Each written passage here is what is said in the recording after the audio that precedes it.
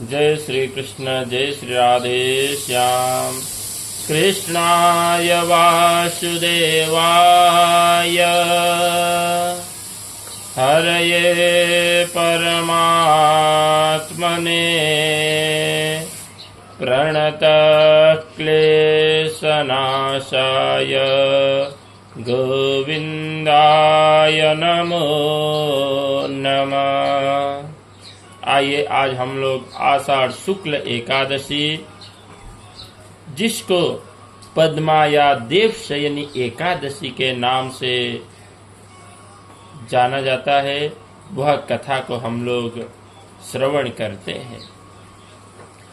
धर्मराज युधिष्ठिर ने भगवान श्री कृष्ण से कहते हैं, हे केशव, आषाढ़ शुक्ल एकादशी का क्या नाम है?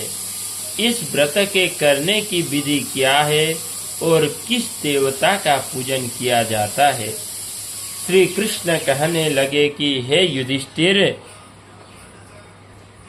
जिस कथा को ब्रह्मा जी ने नारद जी से कहा था वही मैं तुमसे कहता हूँ।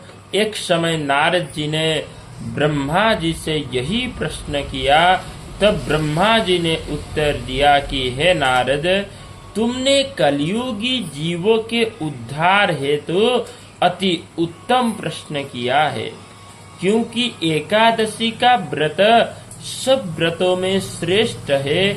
इस व्रत से समस्त पाप नष्ट हो जाते हैं और जो व्यक्ति इस व्रत को नहीं करते वे नरकगामी होते हैं। इस व्रत के करने से भगवान विष्णु प्रसन्न होते हैं। इस एकादशी का नाम पद्मा है। अब मैं तुमसे एक पौराणिक कथा कहता हूँ, तुम चित्त लगाकर सुनो। सूर्य वंश में मांधाता नाम के एक चक्रवर्ती राजा हुए हैं, जो सत्यवादी और महान प्रतापी था। वह अपनी प्रजा का पुत्र की तरह पालन किया करता था। उसकी प्रजा धन धान्य से भरपूर और सुखी थी। उसके राज्य में कभी अकाल नहीं पड़ता था। एक समय उस राजा के राज्य में 3 वर्ष तक वर्षा नहीं हुई और अकाल पड़ गया। प्रजा अन्न की कमी के कारण अत्यंत दुखी हो गई। अन्न के न होने से राज्य में यज्ञादि भी बंद हो गए। एक दिन प्रजा राजा के पास जाकर कहने लगी कि हे राजन, सारी प्रजा त्राहि त्राहि पुकार रही है, क्योंकि समस्त विश्व की सृष्टि का कारण वर्षा है। वर्षा के अभाव से अकाल पड़ गया है और अकाल से प्रजा मर रही है, मृत्यु को प्राप्त हो रही है। इसलिए हे राजन, कोई ऐसा उपाय करिए जिससे प्रजा का कष्ट दूर हो। राजा मांधाता कहने लगे कि आप लोग ठीक कह रहे हैं, वर्षा से ही अन्न उत्पन्न होता है और आप लोग वर्षा न होने से अत्यंत दुखी हो रहे हैं। मैं आप लोगों के कष्ट को समझता हूँ। ऐसा कहकर राजा कुछ सेना साथ लेकर वन की तरफ चल दिया। वह अनेक ऋषियों के आश्रम में भ्रमण करता हुआ अंत में ब्रह्मा के पुत्र अंगिरा ऋषि के आश्रम में पहुंचा। वहां राजा ने घोड़े से उतरकर अंगिरा ऋषि को प्रणाम किया। मुनि ने राजा को आशीर्वाद देकर कुशल क्षेम के पश्चात उसे आश्रम में आने का कारण पूछा।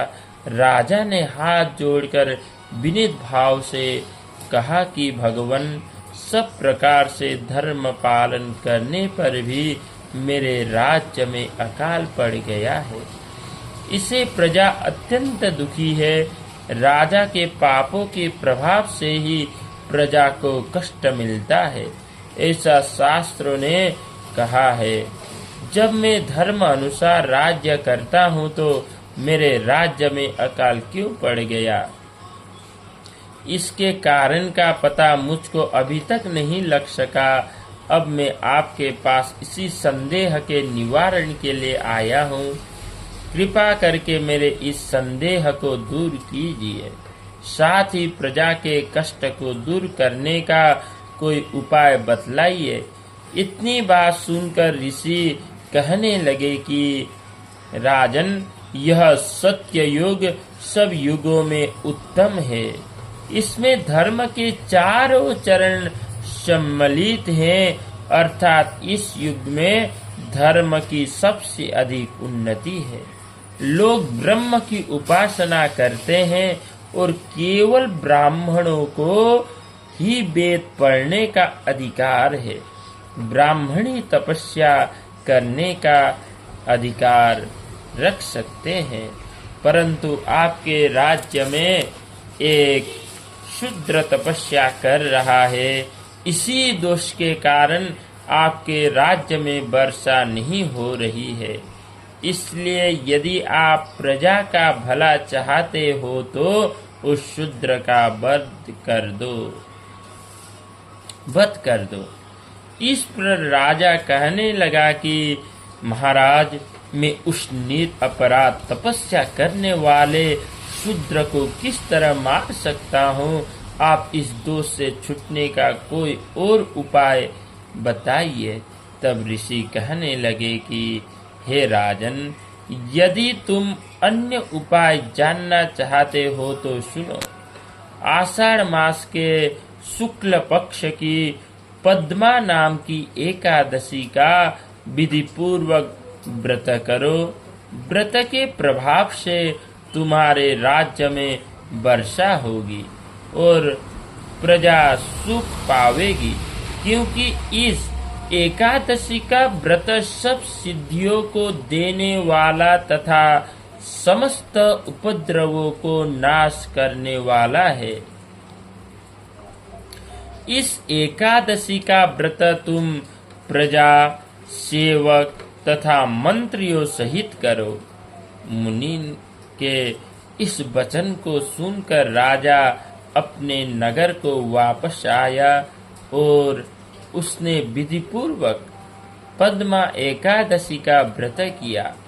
उस व्रत के प्रभाव से वर्षा हुई और प्रजा को सुख पहुंचा।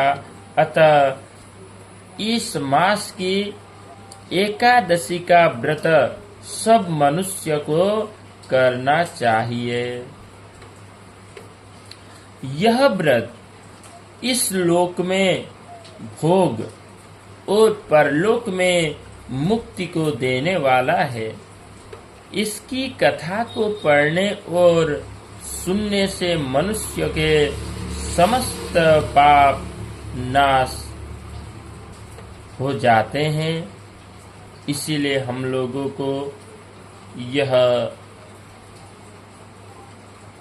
जो पद्मा अथवा देवशयनी एकादशी है, पद्मा या देवशयनी एकादशी का जो व्रत है, यह व्रत को हम लोगों को करना चाहिए। कृष्णाय वासुदेवाय हरये परमात्मने प्रणतक्लेशनाशाय गोविन्दाय नमो